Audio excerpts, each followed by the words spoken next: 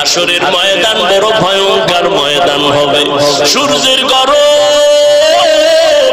একদিকে জাহান্নামের আগুনের গরম, গুনাহগারেরা সব মানুষগুলো হাসরের মাঠে উলঙ্গ দাঁড়াবে।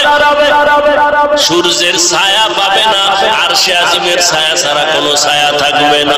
ওই সময় নবীদের কাছে উম্মতেরা দৌড়াবে। সমস্ত নবীরা নাফসি নাফসি বলে বলবে, আমার ফিকিরে আছি, তোমরা চলে যাও। সর্বশেষ আদম নবীও তারায় দিবে, মুসা নবীও তারায় দিবেন।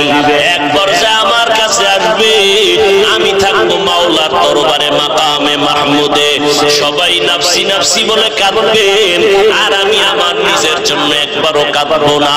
আমি আমার মাওলার আদালতে বলবো, ও আল্লাহ, আমার উম্মতের বাঁচাও, আমার একটা উম্মত যেন জাহান্নামের আগুন ধরতে না পারে। আমার আল্লাহ বলবেন, নবী আপনি কাঁদবেন না, ওয়ালা সাউফা ইউতিকা রাব্বুকা ফাতারদা, আমি আপনাকে রাজি খুশি রাখবো, আপনি কাঁদবেন না।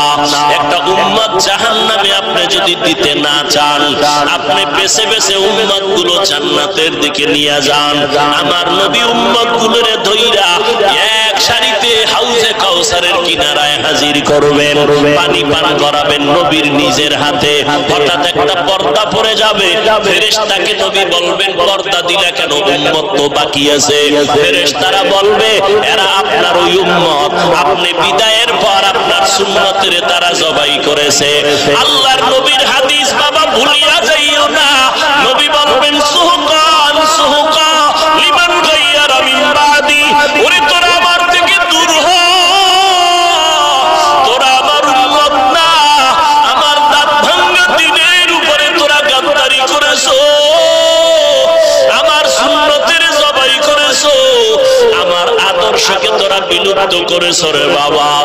ওই আল্লাহর নবী যদি ওই দিন দাঁড়াইয়া দেয়, বলো রে বাবা, সেই দিন কি উপায় হবে রে মুসলমান?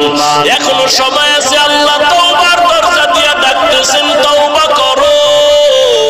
আল্লাহ এত দয়ার মালিক, পাহাড় পরিমাণও যদি গুনাহ করো, তওবার দরজায় ফিরে আসো।